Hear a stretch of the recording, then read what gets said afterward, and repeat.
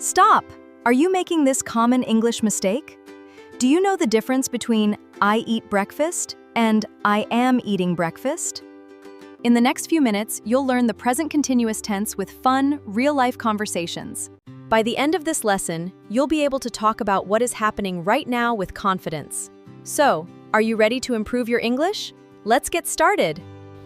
Mom, what are you doing? I am cooking breakfast, dear. It smells wonderful. I am very hungry. What is Dad doing? He is watering the flowers in the garden. What is Ben doing? He is feeding his little rabbit. Where is Grandma? She is folding the clean clothes. What are you doing now, Mom? I am cutting tomatoes. I am making a fresh salad, too. Hi, Mia. Where is our English teacher? He is teaching another class right now. Oh, I understand. What are you doing? I am sending a message to my cousin. What is your cousin doing? She is driving home from work. What are you doing this evening?